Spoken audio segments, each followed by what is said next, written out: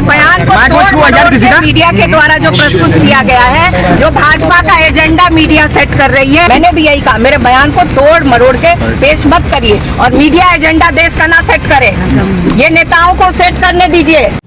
2024 चुनाव को लेकर के अलग अलग राजनीतिक दल अपनी जमीन तो तलाश ही रहे। साथ ही बिहार में बात करें तो बिहार में राजद सुप्रीम लालू प्रसाद यादव ने अपनी दोनों बेटियों को चुनावी अखाड़े में उतार दिया है। एक बेटी जहां पाटलिपुत्र से चुनाव लड़ी है, वहीं दूसरी सारण से यानी लालू के गढ़ से चुनाव लड़ी। और पाटलिपुत्र की बात कर रहे हैं तो वहां से मीसा भारती कैंपेनिंग भी कर रहे हैं। और पिछले दिनों जिस तरीके से उन्होंने बीजेपी पर हमला बोला था और आज फिर से उन्होंने कह दिया कि मीडिया उसको तोड़ मरोड़ कर न चलाए। हमने कहा है कि सारे भ्रष्टाचारी जेल के अंदर होंगे, मीडिया एजेंडा सेट न करे, नेताओं को एजेंडा सेट करने दीजिए। सुनवाते हैं आपको मीसा भारती ने क्या कुछ कहा है। इलेक्ट्रल बॉन्ड के ऊपर मैंने उसमें कहा था कि अगर इस हम लोग आते हैं तो इसकी जांच कराएंगे और जो लोग उनको सजा देंगे। आप देखिए प्रधानमंत्री जी, भाजपा एनडीए के लोग, ईडी, सीबीआई, इनकम टैक्स विपक्ष के नेताओं के ऊपर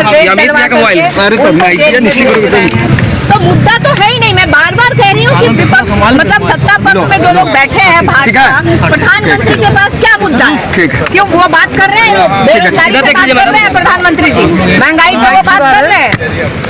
मैंने जो मेरे बयान को तोड़ मीडिया के द्वारा जो प्रस्तुत किया गया है, जो भाजपा का एजेंडा मीडिया सेट कर रही है, ये देश की जनता के सामने नहीं चलेगा। मैंने इलेक्ट्रल बॉन्ड पे कहा था कि सुप्रीम कोर्ट ने टिप्पणी किया है कि इलेक्ट्रल बॉन्ड असंवैधानिक है।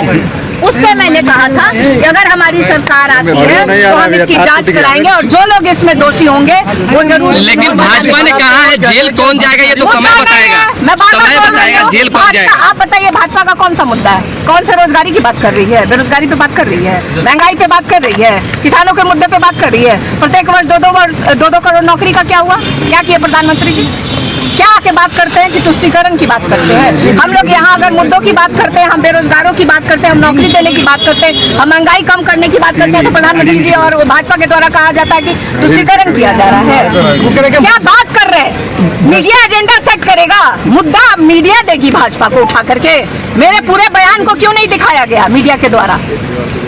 हाँ, भ्रष्टाचार में लिप्त होने की बात हो रही है। कर ही रहे हैं, जितने विपक्ष के नेता उनके ऊपर कर ही रहे हैं। तो क्या भाजपा में सब लोग उनकी भी जांच होगी? जो सुप्रीम कोर्ट ने जो आरोप लगाया है, मैं बार बार कह रही हूँ कि सुप्रीम कोर्ट ने जो आरोप लगाया है प्रधानमंत्री जी पर और भाजपा के नेताओं पे, उसकी जांच होनी चाहिए और बिल्कुल जांच होगी। आज से निकले हैं रोड शो पे। आप बताइए ना कि कौन बचा हुआ? मुख्यमंत्री, दिल्ली के मुख्यमंत्री, झारखंड के मुख्यमंत्री, सबको जेल में डाला हुआ। तो ये कौन कह रहा है? ईडी, सीबीआई किसका इस्तेमाल? ये लोग कौन कर रहे हैं? जो भ्रष्टाचारी है वही जेल जा रहे हैं और आगे भी जाएंगे। मैंने भी यही कहा कि सारे भ्रष्टाचारी जो है वो जेल जाएंगे। अगर उनकी जांच होगी तो वो जेल जाएंगे, उनके ऊपर कार्रवाई होगी। मैंने भी यही कहा, मेरे बयान को तोड़ मरोड़ के पेश मत करिए और मीडिया एजेंडा देश का ना सेट करे, ये नेताओं को सेट करने दीजिए। चाहे वो सत्ता पक्ष के लोग हो या विपक्ष के नेता हो, उनको एजेंडा सेट करने। मुख्यमंत्री का आपसे रोड शो है।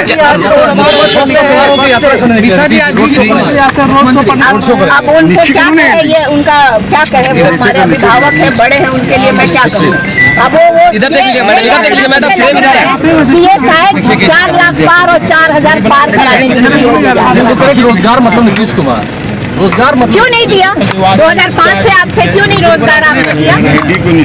क्यों हमको करना पड़ा? 17 महीने में जो हमें मौका मिला, हमने उन्हीं मुख्यमंत्री के हाथों से 4 लाख के करीब हमने नौकरियां देकर पहले क्यों नहीं याद आया? अब क्यों याद आ रहा है उनको?